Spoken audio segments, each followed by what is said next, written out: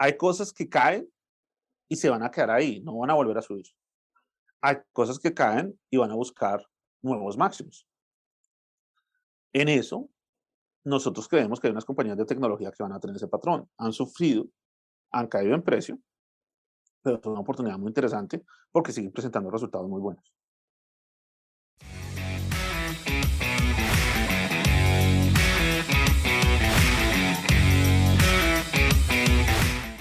Bienvenidos al podcast de los Game Changers, un espacio para entender aquellas empresas y tecnologías que están definiendo el futuro y cómo invertir en ellas. Somos Guillermo Valencia, cofundador de Scale, quien les habla, Julián Cardona, director de Relación con Clientes. En este episodio hablaremos si tiene sentido invertir en acciones de tecnología dada la caída de los precios durante este año.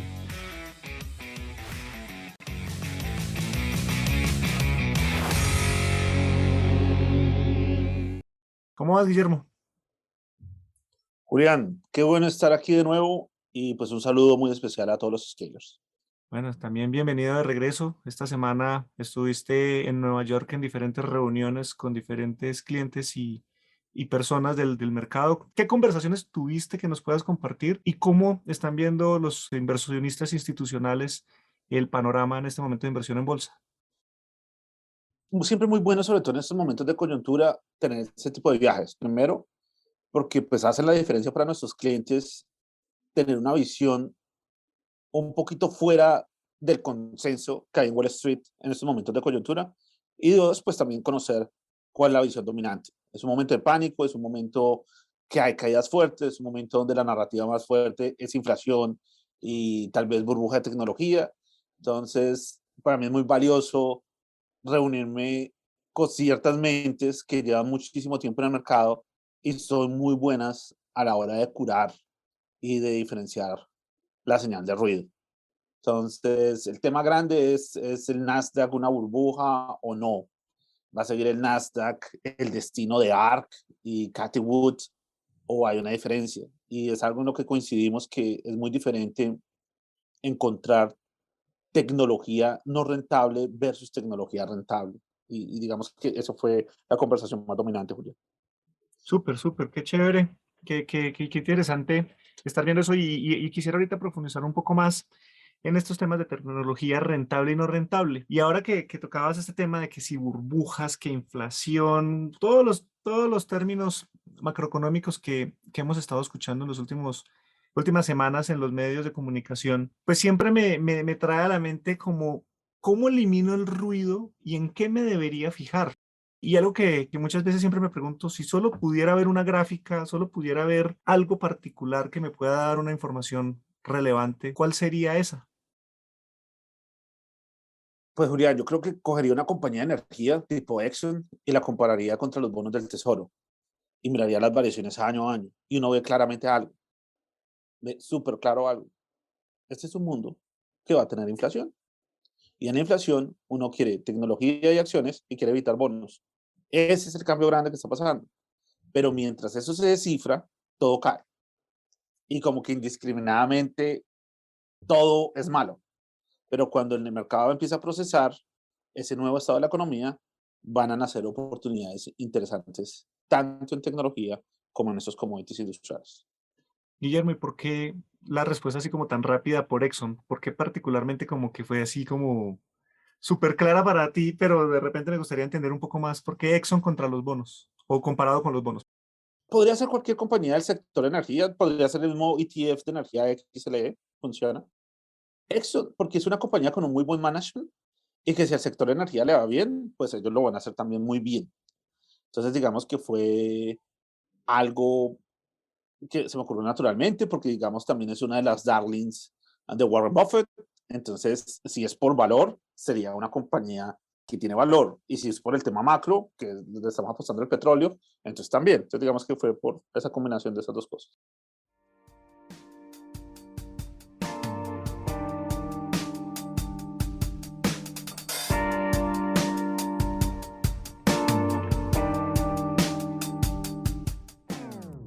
Este podcast es patrocinado por Scale. Scale empodera a las personas para que entiendan, inviertan y generen riqueza monetizando el cambio. Scale ofrece servicios para la toma informada de decisiones y brinda acompañamiento personalizado a sus clientes, con información oportuna asociada a sus portafolios de inversión. Agenda ya una llamada con nuestros representantes en scale.macrowise.co.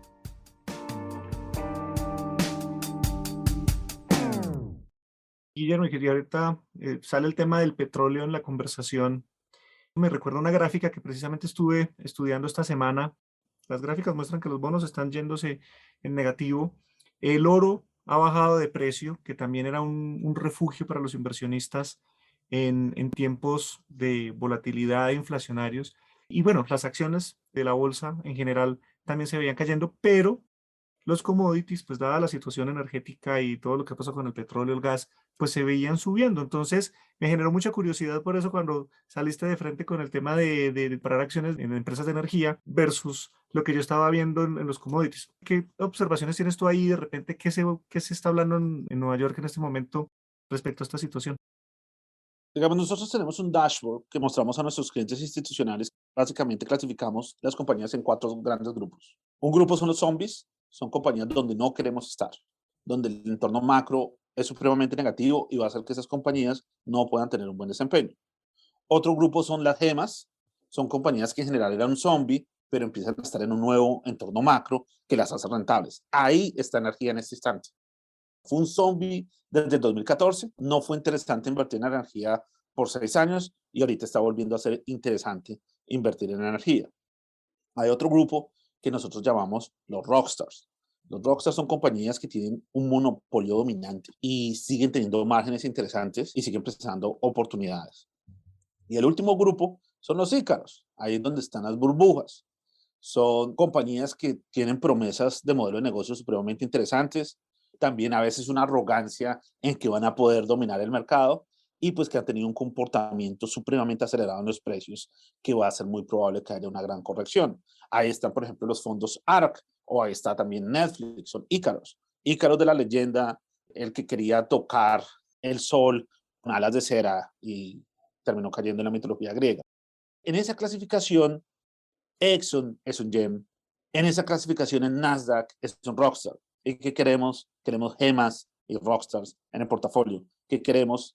Invertir en el problema, que es la energía. Hay una crisis energética mundial y también queremos invertir en la solución, que es una reconfiguración en la manufactura y las cadenas de valor mundial que van a necesitar compañías de tecnología. Entonces, esa es la manera estructural como estamos haciendo el allocation del dinero.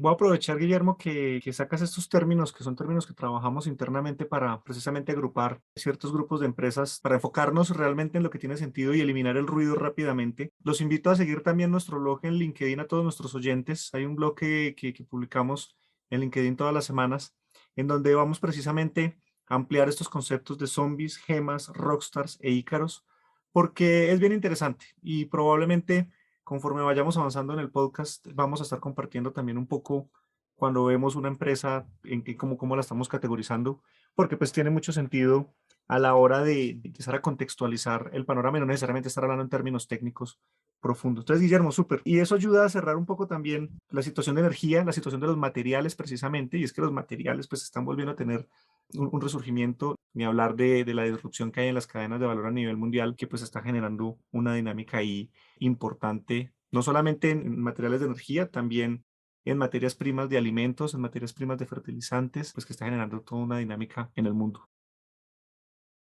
Juli, yo creo que también es muy importante mencionar y cuando preguntaste eso de aquella gráfica, como que más información nos da. Entonces hablamos de Exxon y de los bonos que nos decían, inflación en el mundo. Entonces la segunda pregunta natural es, ¿qué de lo que tenemos en general le va muy mal con ese escenario? Y los latinoamericanos, en general, tenemos todos los huevos puestos en una misma canasta que se llama la moneda local y después en finca raíz en el país pues de origen. Entonces, esas dos cosas pueden ser muy frágiles en un ambiente inflacionario, en un ambiente de inestabilidad social o en un ambiente de cambio de contrato social en el país, ya sea porque hay un giro político importante. Entonces, esas son las preguntas que nos tenemos que hacer. dónde podemos tener la mayor pérdida en ese escenario y cómo la podemos evitar y dónde podemos tener las oportunidades de ganancia en ese escenario inflacionario. Precisamente, clientes nuestros pues, que están expuestos pues, con este riesgo de la moneda latinoamericana perdiendo valor con el dólar y las situaciones que pueden haber también en temas de bienes raíces, pues me preguntan, está cayendo tecnología, ya ha bajado considerablemente del máximo que tuvimos el año pasado, que fue alrededor de noviembre, a los valores de hoy, está más o menos cayendo casi un 30% el Nasdaq. Recordemos que el Nasdaq es una de las bolsas de Estados Unidos donde cotizan las empresas de tecnología y pues seguir cómo se comporta todo ese mercado de tecnología pues nos da referencias precisamente del comportamiento. Por eso hablamos mucho del índice Nasdaq y si Nasdaq sube o Nasdaq baja. Y con esta caída, pues los clientes me están preguntando, oiga, si Nasdaq ha caído lo que ha caído este año, ¿tiene sentido empezar a comprar tecnología? ¿Tiene sentido empezar a escoger ciertas empresas o compro todo en un ETF? Vámonos un poquito a hablar de eso, Guillermo, cómo se ve el mercado desde esa perspectiva y buscando alternativas de dónde sí podría haber una oportunidad en lo que va de este año. De acuerdo, es muy pertinente esa pregunta. Yo creo que cuando uno mira un índice como ARC, pues está teniendo una caída del 80%. Entonces la pregunta con el Nasdaq es, ¿compramos o esto es una navaja cayendo que para qué me le meto porque va a seguir perdiendo? Existe esa opción. ¿En qué escenario estamos? Nuestra manera de filtrar eso es por los márgenes, es por los profits, es por las ganancias que tienen esas compañías. Y listo, hay fluctuación, sí, esa es la primera lección. Si yo creo que hay un activo libre de riesgo en el mercado, eso no es verdad. En este mundo con inflación no existe un activo de riesgo en el mercado, luego voy a tener volatilidad en todo. Luego, obligatoriamente, yo tengo que gestionar esa volatilidad. Ahora, hay cosas que caen y se van a quedar ahí, no van a volver a subir. Hay cosas que caen y van a buscar nuevos máximos. En eso, nosotros creemos que hay unas compañías de tecnología que van a tener ese patrón. Han sufrido, han caído en precio, pero es una oportunidad muy interesante porque siguen presentando resultados muy buenos. Y precisamente en el podcast anterior estuvimos usando a Google como ejemplo. En esta ocasión, en esta conversación, no lo queremos poner como un consejo de inversión, pero retomando esa conversación y los invito, si no han escuchado el podcast anterior, que profundizamos mucho cuando hablábamos de tecnología rentable y tecnología no rentable. Quisiera de pronto reconectar ese término ahí, Guillermo, con eso que estás hablando de estas empresas que de repente cayó su precio de la acción, se van a quedar ahí, la recuperación va a ser mucho más lenta o de repente no se recuperan versus otras empresas que son sólidas y que podrían recuperarse. Yo sobre todo veo riesgo grande en los bonos. Yo creo que los bonos van a tener una caída que va a ser muy difícil de recuperar. Y esa es la mayoría de la allocation que hay en el mundo, ¿sí? En los fondos de pensiones, etcétera, etcétera. En acciones de tecnología, yo cuando veo un Microsoft, cuando veo un Google, cuando veo un Amazon, pues no es un secreto que ellos tienen el monopolio de cloud. Y eso sigue siendo algo que es muy definitivo en la manera de hacer negocios hoy. Luego, yo no veo esas compañías de tecnología como que tienen una sola vertical, sino que son un conglomerado de tecnología que se necesita para la inteligencia artificial, que se necesita para smart cities, que se necesita para healthcare, que van a empezar a tener un impacto en biotecnología. Luego, está pasando una sinergia entre la capacidad instalada que ellos tienen y muchos otros sectores. Entonces, en esos grandes de tecnología yo veo aún muchísima oportunidad y que sí, toca hacer una diferenciación entre qué es rentable en el Nasdaq y qué no es rentable en el Nasdaq. Y solo con esa diferenciación ya hay una oportunidad clave para invertir en este entorno macro. Guillermo, y observando el mundo cripto, todos los proyectos de tecnología basados en blockchain, hay muchas más cosas pasando detrás con el web 3.0, donde sí observar oportunidades y donde empezar por manejo de riesgo, de pronto no entrar por el nivel de riesgo que tiene tan alto. ¿Cómo entraría cripto ahí? Comparemos, por ejemplo, cripto contra Google. Google es una tecnología madura que lleva muchos años en el mercado y tiene un negocio claro maduro. Cripto es una tecnología emergente y toda tecnología emergente tiene un Big Bang de implementaciones. De ese Big Bang de implementaciones, tokens, un 95% va a desaparecer. Solo va a sobrevivir la purga aquellos que están llamados a dominar. Y van a salir unos nuevos. Van a salir unos nuevos que tal vez creen estas mismos grandes de tecnología, qué sé yo. Pero cripto está en ese proceso de purga. Entonces, cuando está en ese proceso de purga, la selección es muy importante. ¿Cómo seleccionar en ese mundo? pues uno no se tiene que enfocar en qué es lo que más renta, sino aquello que tenga más probabilidad de sobrevivir. Ese es el criterio de decisión para tener esos tokens. Estar de ojo, porque esos que sobreviven la purga, pues van a ser una oportunidad genial de inversión. Cripto en este instante está en una purga, lo que vimos con Luna. Luna era uno de los proyectos prometedores, con un backup de inversionistas muy respetados en Nueva York y en California, eh, con una velocidad de implementación de sus fundadores muy interesante, también con una capacidad de marketing en el desarrollo muy fuerte, pero tomaron un riesgo tecnológico, se la jugaron a crear un stablecoin, que es decir, una moneda que está anclada al dólar de manera algorítmica, y por tratar de lograr esa quimera en el mundo cripto, que son los stablecoins, que es, si yo soy cripto, tengo que tener volatilidad, y si no tengo volatilidad, pues sos fiat. Y el único que puede ofrecer la liquidez en el mundo fiat es un banco central, es la Fed. Entonces, esa implementación le salió costosa y por hacer esa implementación básicamente le costó todo el proyecto. Y pues Luna pasó a valer cero, a dejar de existir. Claro. Recordemos que fiat, pues precisamente son las monedas que emiten los bancos centrales, el dólar, el peso mexicano o el peso colombiano.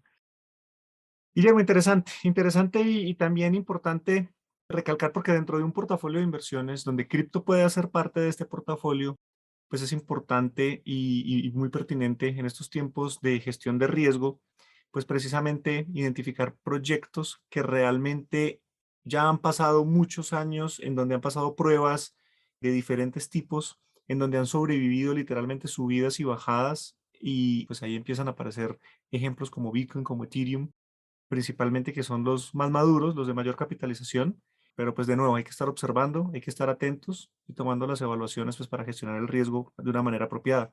Y quisiera ya cerrar el episodio precisamente tocando el tema del riesgo, porque con tanta volatilidad que hay y con el riesgo que es parte natural de nuestras vidas, porque yo creo que como que pareciera como si hubiéramos crecido pensando que hay zonas seguras y de alguna manera como huyéndole a la palabra riesgo como si fuera algo malo. Y de verdad que el riesgo es algo supremamente natural del ser humano y vivimos permanentemente asumiendo riesgos porque hay un nivel de incertidumbre cada minuto en el que vivimos y pues eso es parte de la naturaleza. Entonces, siempre nos hemos caracterizado en nuestros podcasts de hablar de la gestión de riesgo, Guillermo, y pues me gustaría en este entorno y en este ambiente, ¿cómo podría ser un buen mensaje para nuestros oyentes cómo gestionar el riesgo en estos tiempos de tanta volatilidad?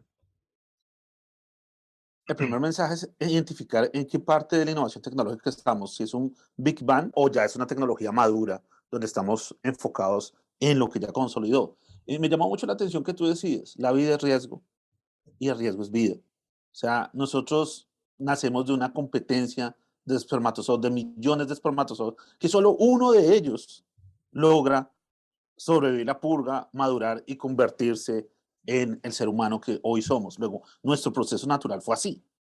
Nuestro proceso natural tiene implícito toma de riesgo. Entonces nosotros tenemos que tomar riesgo, eso es natural. No tomar riesgo es no tener exposición a la solución de los problemas. Entonces tenemos que saber qué tipo de proceso estamos. Si ya esa tecnología es madura, si ese modelo de negocio, por decirlo así, ya fecundó, pues es otra aproximación a cuando aún no ha fecundado. Entonces yo quiero tener diferentes alternativas a eso y si ya maduró, pues quiero dedicarme a ese caballo ganador, a que crezca ese caballo ganador, a que el modelo de negocio, ese caballo ganador, crezca. Volatilidad va a estar en el mercado. No puedo hacer nada contra eso. Lo único que puedo hacer es gestionarla. Si yo quiero algo estable, probablemente estoy asumiendo un riesgo gigantesco. Si yo tengo la ilusión de la estabilidad, yo puedo tener hipervolatilidad. Entonces es mucho más natural tener volatilidad, donde yo tengo caídas, pero siempre en el largo plazo subidas interesantes, aquellas cosas que dicen, aquí siempre va a estar estable, pero que tengo debajo el riesgo de la moneda, tengo debajo el riesgo inflacionario, tengo debajo una cantidad de cosas que no percibo. La invitación es aceptar la volatilidad y prepararse a gestionarla. Y me gustaría complementar también un poco, asimismo, cada persona deberá, dentro de su contexto de inversiones y dentro de sus características particulares del patrimonio, también tener mucha claridad y un buen plan de cómo empieza a asignar las bolsas de dinero precisamente para ir detrás de estas oportunidades o estas ideas de inversión. O sea, eso puede variar mucho de una persona a otra y también en el manejo del tiempo, ¿no? Una cosa es la asignación del dinero, qué tamaño de la bolsa y qué tamaño del riesgo va a correr, pero el otro también es por cuánto tiempo puede tenerlo y pensar que la volatilidad siempre se gestiona llevando las inversiones a largo plazo. No sé, Guillermo, si de pronto algo más pueda estar por ahí. El tamaño es supremamente clave. Digamos, una inversión como cripto, si uno invierte el 1% y llega a madurar, como nosotros pensamos que va a madurar, eso va a significar el 10% de todo el portafolio. Y si no maduró, pues perdí el 1%. El tema de saber definir el tamaño de una posición es supremamente clave y eso es lo que nosotros ofrecemos en nuestro servicio, es un acompañamiento a saber dónde puedo tener una mayor asignación y dónde debo tener una menor asignación. Me quedo con eso precisamente, en donde pues nuestro servicio para nuestros clientes pues le ayuda a tomar estas decisiones informadas, a eliminar el ruido y por otro lado pues a gestionar el riesgo cuando ya toma una decisión de invertir y lo puede hacer de una manera estructurada y planeada.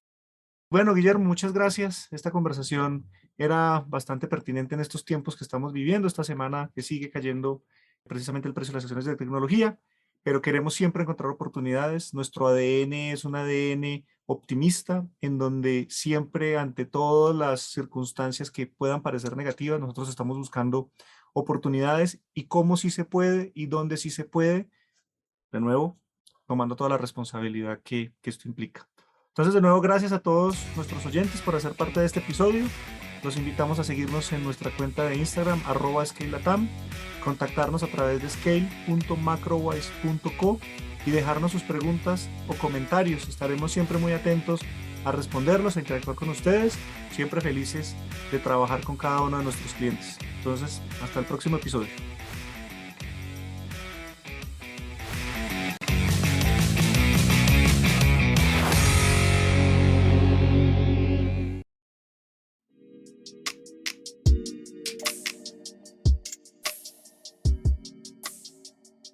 Ten en cuenta que los contenidos de este podcast no son un consejo de inversión y son publicados únicamente con fines informativos y educativos. Es responsabilidad del oyente realizar la investigación apropiada y tomar sus propias decisiones antes de invertir.